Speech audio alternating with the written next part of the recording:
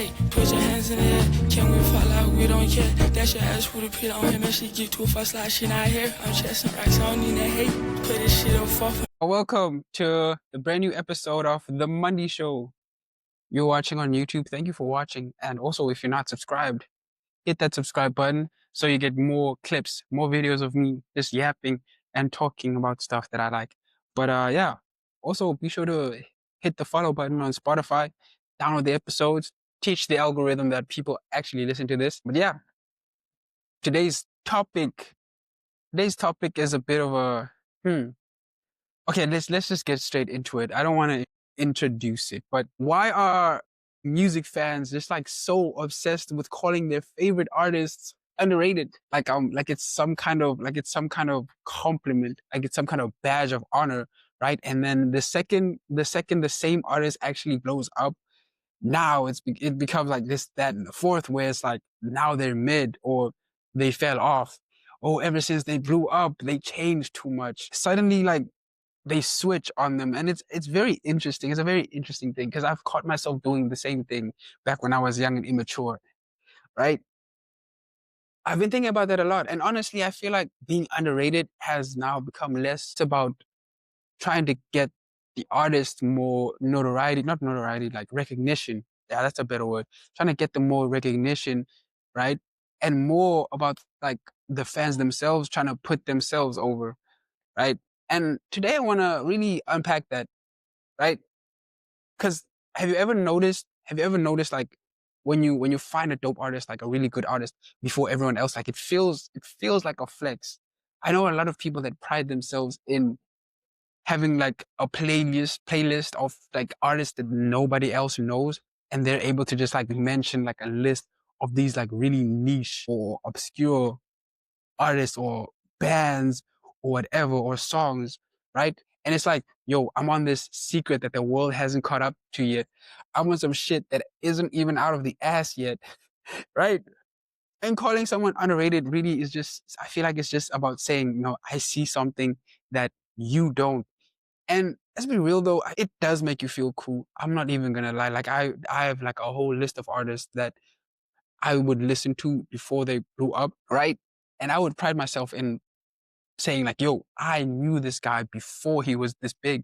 I knew this singer before she got all this fame. And it was like really cool, man. It felt like you helped in a way. I feel like part of it has to be like some kind of identity thing. We tend to attach ourselves to artists that feel niche, man, because I think it says something about you as a person. Like, I've got a better taste than like the average person. It's always like, it's not about the music, actually. It's like, it's not always strictly just about the music. It's about, it's about what it says about you for listening to that specific artist. I don't know if that makes sense, but it's like, it's a, whoa, whoa, whoa, whoa, whoa, whoa, whoa. My tripod is falling. Anyways, here's the crazy part though. Like, as soon as that same artist that you took so much pride in listening to, as soon as they gain that notoriety, that fame, that recognition from the evil mainstream, now a lot of fans start to turn on them, which is something that I've seen happen. It's something that I think I've done too. But at the same time, like, I am self-aware, more self-aware than that, you know? But yeah, you'll hear, they fell off or they don't sound the same anymore. But 9 times out of 10, the music hasn't really changed that much. And what changed, I think, is the fan base. Let's look at Playboi Carti, for example. I was having this chat with one of my friends, right? Where he was like, he doesn't like the new Playboi Carti. He's changed. He's talking about different things now. And I just feel like he's still the same Playboi Carti. And the only thing that's changed is still the same quote unquote message, but it's just like, he's telling the story differently now. He's changing his sonics, but everything else is still pretty much the same, right? The aesthetic might change or whatever, and that's okay. Like, things change and it might not be to your liking, but should that be like an indignation on the artist?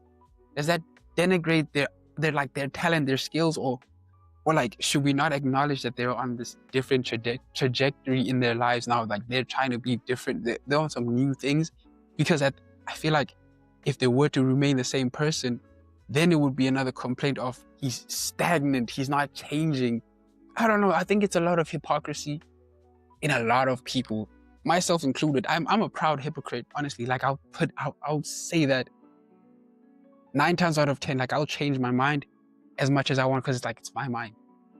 Like I'll feel this way now and it will be different from how I felt last week because I learned something new, for example. But yeah, man, I think it's a bit of a paradox, honestly. This is like blowing up. This, I don't know, like I feel like as soon as I don't know. Let me make an example, right? Listen. Let's think about Brent Faiyaz, right? I made my first episode of the Spotify podcast about Brent Faiyaz, right? And for years, people saw that he was the most underground or underrated R&B singer alive, right? But now that he's everywhere, a lot of those underground or those people that were there during the foundational stages of his career, a lot of them are saying he's mid, right? Or look at artists like I feel like artists like Chance the Rapper, right? He was heralded as like a golden boy, but now a lot of people are saying he's corny. Okay, he is corny. For me, he is. I don't like his newer music, even though I wasn't his biggest fan even back then. But a lot of people are. It's like a cause and effect type of thing. Now they're saying he's corny because he blew up. For me, he's corny because I don't like the music that he's making right now. Granted, I haven't listened to his latest album. I will make a reaction video on that soon because I'm planning to make a reaction video to the latest album. But that's neither here nor there, right? But he was once heralded as this like golden boy, right? Like a lot of people are changing on him now. Like he's corny. And like my question is like, did the art really change that drastically? Or did people just like not like sharing anymore? It's a very interesting thing. Because let's look at like there's a lot of sides that you can take in this. At the industry side, for example, right? The industry knows this. I feel like the industry is like well aware of this, and I feel like that's why labels will like literally like market an artist as slept on. They'll curate playlists, put their artist on these slept on playlists, and even when they've got the whole machine behind them, being underrated is low key like it's a strategy. It's like it becomes this like exclusive club for people that will want to eagerly be part of. It taps into this underground culture, like this underdog phenomenon that everyone loves. Everyone wants to root for the underdog. And sometimes I feel like underrated is just code for not promoted well. Could be like, or like not trending, or not everyone is talking about them. Like maybe the music is perfectly fine, like it's really good, but it's just not playlisted, or like it's not popping on TikTok. It's not going viral, so people will slap that underdog or underrated tag on it. So again, I feel like it's less about talent and more, are you visible? Are you being seen right now? Right? I feel like it's a trap, man. You're putting your artist in a bit of a box, and once they like, it's how do I explain this?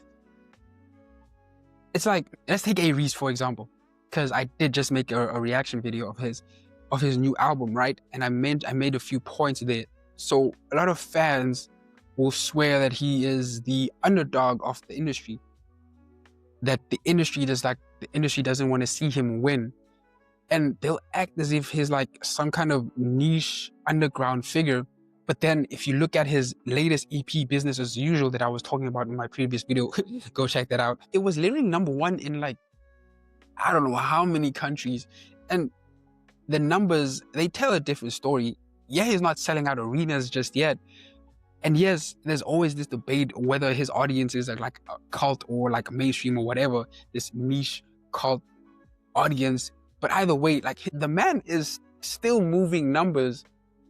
Now, if we want to talk about an artist who's starting to feel the weight, that this underrated myth, right? I point to BrotherKupa. People used to, like, I remember last year, bro, when I first heard of him, I was like, damn, who is this? It felt like uncovering like a hidden gem because he's different. It was different at the time. Like no one sounded like him to me. I had never heard anyone like BrotherKupa, right? So a lot of people were like crowning him as like the underground king. But now he's getting like more popular, right? And now I'm starting to see comments about like, oh, yeah, his quality is declining or his sound is becoming gentrified. Personally, I think that he's just getting better. He's just evolving as an artist, right? I still feel he's underground. A lot of people are like saying he's not underground anymore because he went viral a couple of times. But I still feel in order for you to not be underground anymore, I feel like you have to become like a household name to some degree. A lot of people might know BrotherKupa's music, but they might not know him, right? I don't think he's at that level yet. I still feel like he's underground, personally, right? But I also think like it's like, I just hear an artist growing, and I feel like it's interesting to see how people quickly just start to turn when someone starts to blow up. And listen, okay, listen. I know somebody might look at my past videos. God, I can only hope. I can only wish. Right? That's why I can say anything I want. No one watches this shit. But someone might like look at my past video on Brent Faiyaz and call me a hypocrite because of how I feel about Brent Faiyaz himself. But I need to make this clear. I never said his music is bad just because he blew up. For me, it was never the cause and effect thing that I mentioned previously. For me, is stop listening to his music because the music itself moved away from what I liked sonically and stylistically, and also his ineptitudes, the things that he couldn't do as an artist became just more glaring and more difficult to ignore. And I feel like that's different. I still acknowledge that, okay, he's always been kind of shaky vocally, but back in the day, it still sounded good to me. Now it just doesn't. This doesn't do anything that really interests me, right? So I don't think that's gatekeeping. To me, I feel like that's just my taste changing.